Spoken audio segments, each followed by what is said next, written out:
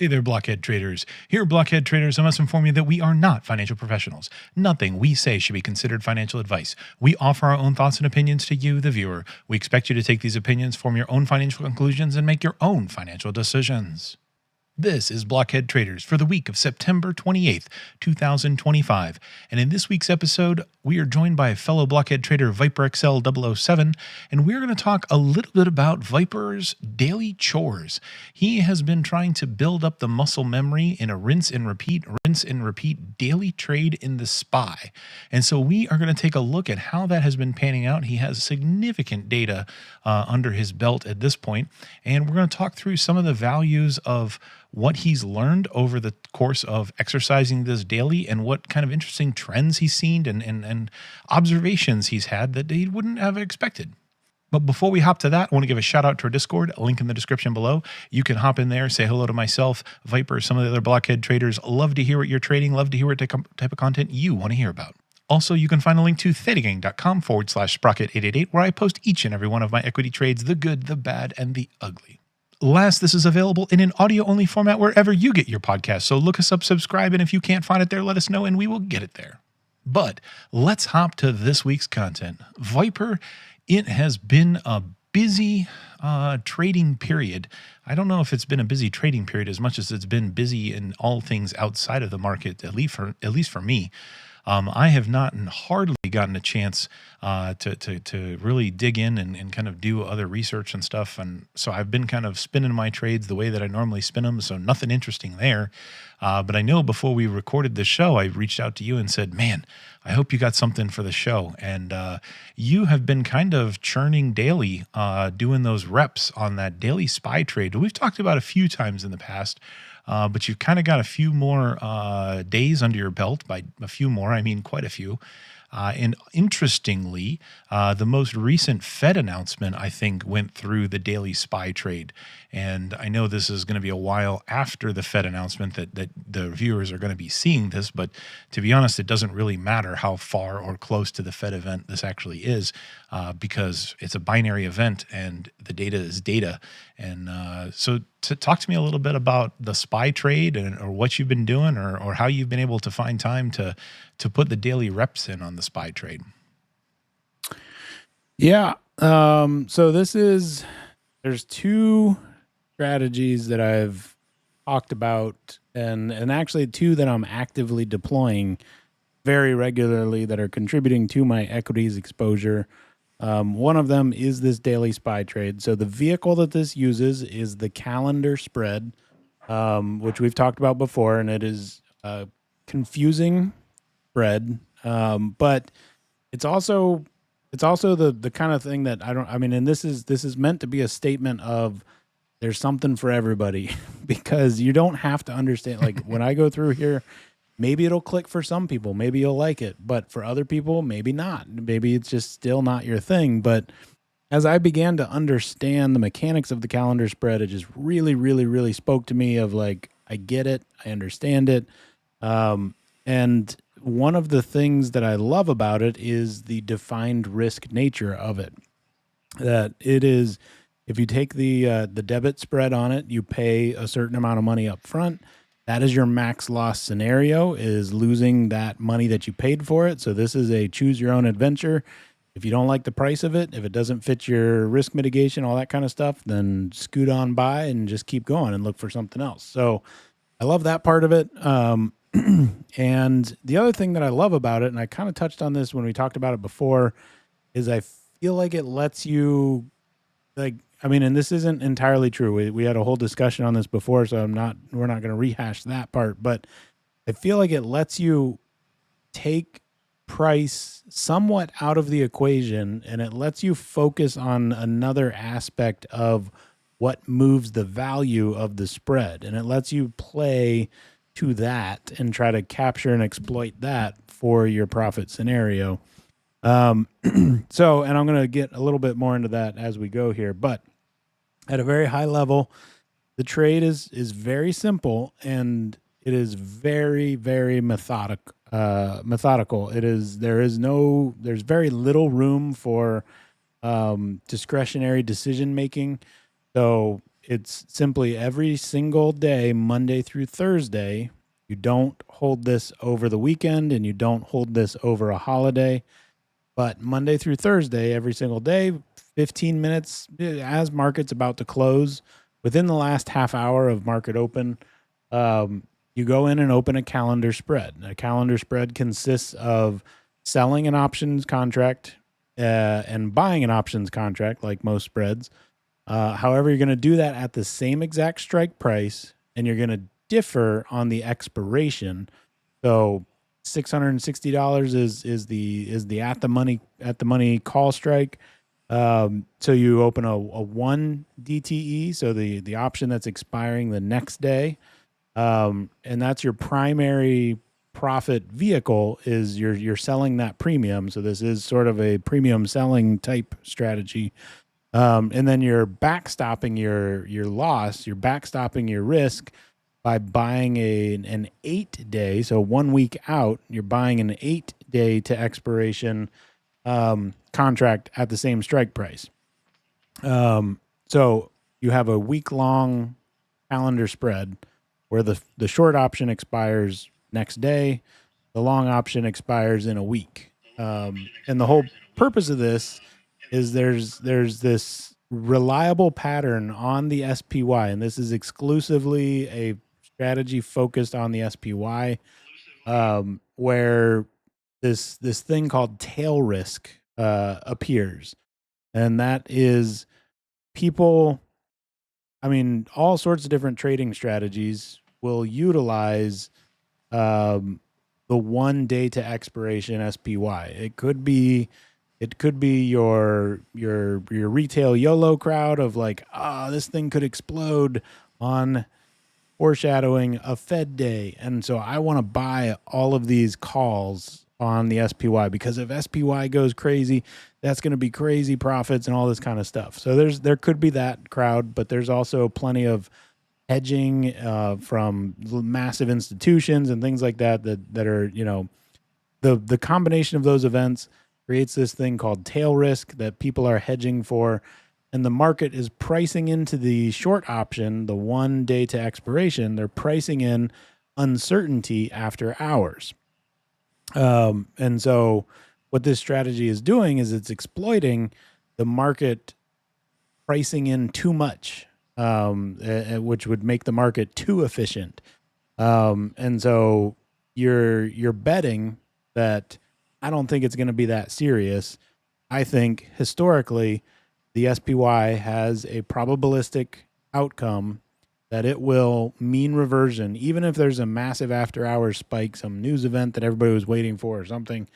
There is a probability that it will have a mean reversion near the strike price where you got in. And so that is what your bet is your bet is, I don't think it's going to be that serious. At least the majority of the time, it's not going to be that serious. And then as long as I do this in massive numbers, the laws of large numbers, then I can consistently catch the profits so that the 1 or 2 times it actually is that serious and it blows out, I have plenty of profits accumulated to pay for that. And we just keep rolling on that way. So at a high level, that's the strategy. Before I go deeper into it, is there any thoughts on the strategy as I laid it out, or questions that you might have hearing that, Sprocket, from your options perspective? Yeah, I'll reinforce the fact that calendar spreads are confusing. And I really have a hard time kind of grasping all the angles of them. So kudos to you, sir, if that has struck a nerve for you. The part that I'll just kind of iterate a little bit, which you kind of mentioned but not explicitly, it is a defined risk trade, provided that you kind of do the when both legs are on. I think you get a little bit interesting if you let one of the legs come off either through assignment or something like that. So I think it's really only defined risk when you have both legs present. Yeah, for the most part, it's defined risk in that, like you said, if both legs are on, everything's defined. There's potential for a little extra loss if one leg expires, if the short leg expires worthless and you leave the long leg on. But in a sense, it's still defined in that the max loss in that scenario is still you still know what that max loss is going to be. There's no risk to the upside, like selling a naked call on SPY or something like that. Yeah. I see what you're saying. You're basically, when you're calling defined risk, basically you're never going to lose more than the debit you paid to open it. That's true. Yes, correct. I agree with that. Yes. So yeah. Okay. So to visualize it a little bit, let's hop over and take a look here. Because I completely get and understand all the confusion of like these are hard to visualize. This is your traditional P&L curve. I mean, we see these all the time. The vertical spreads, the condors, those things, those are, I'm going to call those, and I don't know if it's proper or not, but I'm going to call those two-dimensional spreads, where those are pretty easy to identify the P&L curve here. I feel like one of the things that makes calendar spreads more confusing is it has this third dimension to it, which is time, and that has an impact. Like I just said, your short option could expire worthless. You could hang on to the long option, and now you have a long call option. So it's not that significant. You don't have to understand it in three-dimensional terms, but I thought it was fun to try to visualize that. So this might not hit for anybody. Don't worry about it. But maybe it helps somebody visualize. So I built this visualizer here. And so we're looking at a side slice here. And so what we're looking at is basically that P&L, that classic P&L curve here, where we have the spike up in the middle and your P&L peaks at the current strike price that you open the calendar spread at. So from the side slice, it's exactly the same. If we consider the time dimension, then we kind of slide it around here to 3 dimensions here, and we have your P&L on the y-axis, your SPY price on the x-axis, and then your days from entry or days to expiration on the z-axis here, going back in time. And so now we kind of have this profit and loss surface, if you will. And so if I zoom in here, what I really want to focus on just for some visualization is this, where I got to work on making this a little more navigable. We're gonna leave it like this, and you can kind of see it if I go to the side here. This surface explodes after some time into the future, and that is particular for this trade. It's a day into the future. So up until that point in time, which is down here on the bottom, we have a capped profit, and that is that traditional curve. And so what I was capturing here was, if this is the big if your short option expires worthless, but you hang on to the long option, that's when you unlock this massive profit potential, this big block up here to the up and to the right. And the reason that it has a top on it, but it's infinite. It's potentially infinite profit because you just have a long call at that point, which is just the basic long option. And so all this was really trying to capture was the time dimension, that you're capped on a traditional curve here, unless your short option expires worthless and you still hang on to that long option. And then you have all of this additional profit potential up here, up and to the right. So I should clarify, for this strategy, this is an option, but I have not explored this particular path of the trade. And so by that, I mean, in a strongly trending up market like we're in right now, if I'm in the position, if I'm in the calendar spread and it looks like my day of expiration is going to expire worthless, I could let this keep rolling. I could not rolling. That's poor choice of words in options talk. I could just let the spread stay open, and I could let that short month expire worthless, and I could hang on to the long month and basically turn it into a discounted SPY long call and potentially unlock a move over the next week to the upside, where then I could capture much, much more profit than the initial defined profit when I was capped with that short. So that's something I told I was aware when I went into this strategy. I was aware that that's possible, and I told myself we're not going to go down that road until I fully understand and fully have the data backing the strategy as it is, which means every single trade, every single spread is closed entirely before that short month expiration. So it's all or nothing. We take the whole spread, we close the whole spread until I have enough data and experience with this strategy to toy around with occasionally maybe, playing the YOLO game of let's let the long ride a little bit further. So to that end, let's talk some of the numbers on the performance here and get away from 3D here. So the cumulative P&L is looking good. However, this is not entirely that calendar spread trade. This is including both my strategies. However, the number down here at the bottom is what is entirely the SPY trade. So I've done it 31 times, and on 31 trades, it is profitable 74.19% of the time, which is pretty nice, stinking good. And I don't know what that averages out to. Currently about, excuse me, $600 net P&L over 31 trades. You can do that math on what that looks like. This was 90% of these was one contract, because that was just me feeling out the strategy. I've just started scaling that up at 5 or 6 contracts now. And that is a confidence thing on the data, but it's also still within my position sizing rules for the portfolios that I'm using for that.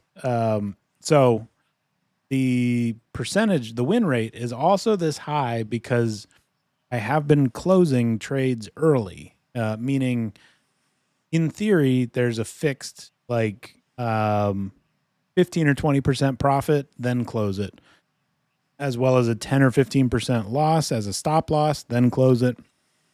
I have not been, that's the only discretionary part of this strategy, is where you want to set your profit target and your stop loss.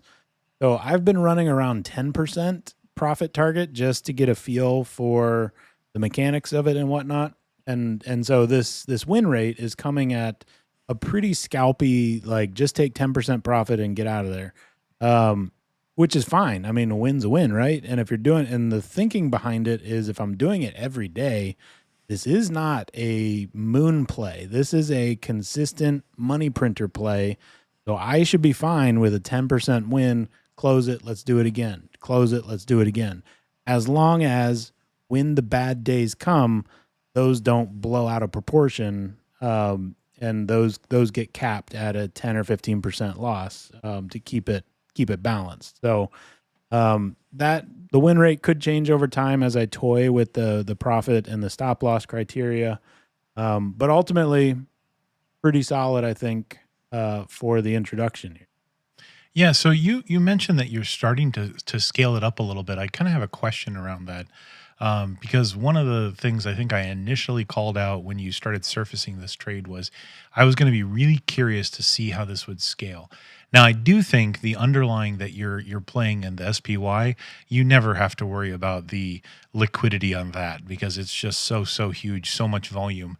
But I am curious, do you take into account, or have you considered at least some of the fees that you pay for some of the option contracts? Because I imagine to really kind of scale this up at a decent portfolio size, you're gonna be playing in probably the 50 to 100 to 200 contract range. So that's an interesting point, because I did just start to pay attention to fees because as I was looking in my Tastyworks account, Tasty Trade account, I was looking at Tasty Trade does a fantastic job at breaking down your year to date P&L, but then they also give you a year to date P&L with fees. And so that was, I thought, pretty cool because that let me really see for the first time the impact of those fees. And so, yeah, to date, I mean, my Tasty Trade account has, I'd say 85% been this trade. There have been other options trade back when I was still doing earnings trades. Those were happening. Those a season of those happened in there. But in general, let me grab a percent real quick. I mean, it should be whatever the Tasty Trade percent is, but based on what I saw there, I was often up. That doesn't like 20% in fees. That makes sense. Probably not quite that high, but I think it's going to be pretty high because it's not the fees from Tasty. So the fees you're going to get charged are from the options networks. For each option, they have a flat fee. It's not really by price size. And so when you're dealing with smaller dollar amount returns, it's a higher percentage of impact. So I don't know what the number is, but I want to say it's somewhere around 45 or 65 cents a contract. Okay. Well, that might make sense then, because these contracts are on the $1.20 for the shorts to $3 to $4 for the longs. But I mean, regardless of if it makes sense, there was about a 20% hit on my year-to-date P&L and my year-to-date P&L with fees factored in. So wherever those fees are coming from. So that was kind of the first time that I was like, oh, that's notable. So I still need to do more calculating around that. What I'm thinking immediately off the top of my head is that probably just means I need to play a little more aggressive with the profit target and the stop loss. That running that 15 or 20% profit target might be more required to counteract some of those fees. As far as the scaling goes, I don't know. I would foresee for the foreseeable future not really creeping up over 50 contracts, but I mean, even for the foreseeable future, I'm like I said, I'm at 6 or 7 now. I feel pretty comfortable going to 10. So I'll probably pretty quickly ramp my way to 10. The reason I'm not just jumping straight there, and I don't know, maybe this is good or bad, I don't know, but it's when I have this whole data set based on one contract, jumping straight to 10 and getting that statistical loss right away would really trash the data. And so I'm trying to ramp it up. So 10 is my current target by probably the end of this month. And then I'll probably sit there for a while because that, based on the P&L I've been seeing, is 10 should be pretty healthy for a daily trade, which is the other part of it. But it'll be important to factor in some of those fees, like you said, because that'll I think that would determine, like I said, my profit and loss and stop loss criteria more so or relative to number of contracts. Yeah. So I don't think it's applicable because I don't think it has daily options, although I could be wrong.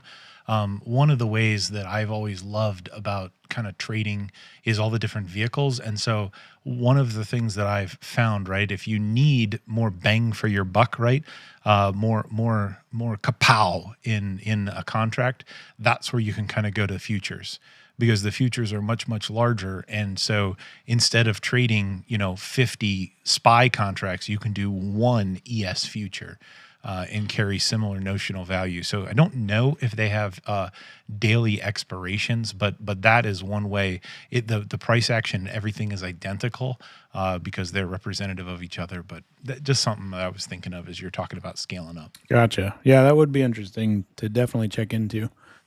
So the last thing I wanted to go over was the binary event that happened today as of recording, which was the great big bad Fed announcement of what's going to happen with rates.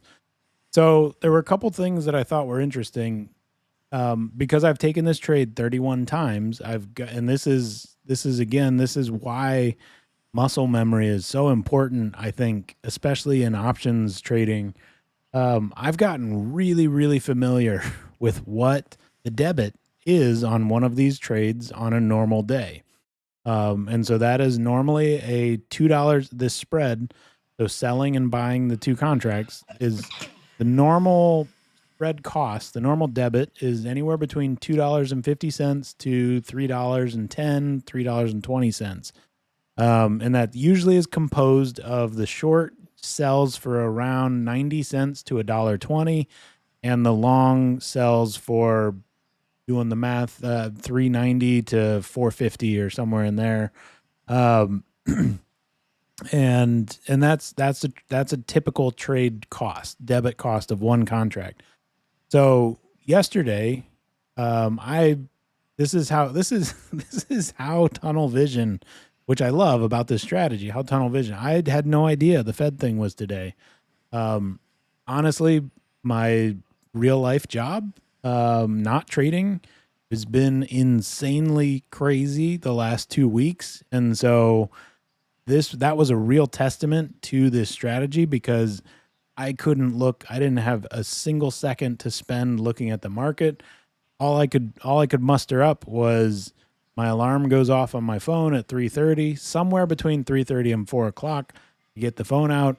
I open the app. I just methodically go through, grab these contracts, do this, send it, close it, move on. And then the next morning, the next day, have the trade set to profit target, stop loss, whatever, but zero paying attention to anything else, which is nice because that's kind of what you need if this isn't your full-time job.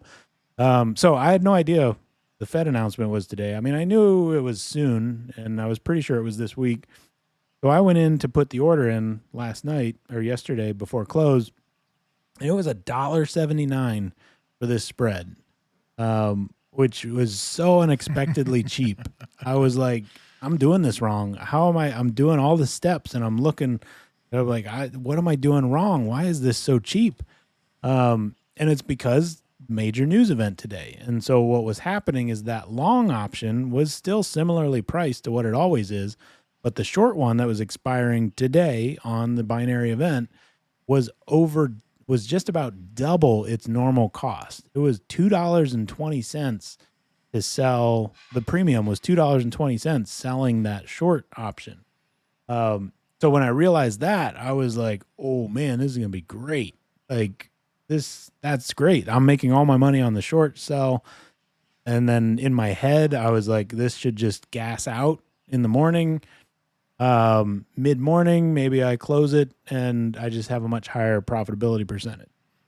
That's not exactly how it went down. And this is speaking to the mechanics of options and options pricing, because normally, yes, it would gas out mid-morning, because normally the market is pricing into that spread the uncertainty overnight. It's pricing in potential for pricing moves overnight. In this particular case, the market's pricing in the Fed announcement, which happened at 2 p.m.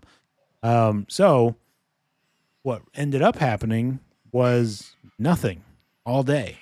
That it was the price of the option spread just stuck, was just pegged all day long because it was for the binary event that the market was pricing that in. So real quick, I visualized that, and I can show that here because I think this is interesting. So jumping over here, we see the spread over time, and this is basically just the lifespan of this particular trade. And the blue line on top is my long option. The red line on the bottom is the value of my short option. The purple line down the middle is the price of SPY. And the red dotted line over here is where I actually exited. I'll get to that in a second. The green line is when the Fed announcement was, and then all this choppy, mushy, blowing up and down, that was the market being the market for the Fed announcement. So long story short, we just held. It's probably too hard to see the numbers flashing across there, but like I said, I opened this spread for around $1.79, and as I'm scrolling over here, the price of the spread, and these are in 5-minute intervals, 15-minute intervals. The spread went from $1.79 up to $2, $2.09. Then we just kind of hung out there all day, and then we were about to go into the Fed announcement, and I was like, I don't know what's going to happen to this thing. I'm 6% in profit, so that's close enough to my 10. Let's just close it up, get it out, but let's watch. Let's observe pretty closely and see what happens here. And so what ended up happening was, man, this thing would have been nice if I had held on to it. Because, I mean, this goes directly to Sprocket's core earnings thesis that the news event was the Fed announcement. The earnings, quote unquote, for SPY was the Fed announcement. And so when you gas out that balloon of that super elevated short and the market just realizes maybe we overreacted on that, there was some serious profit potential. So this spread ended up closing at the end of the day at 80% in profit, where I took 6%.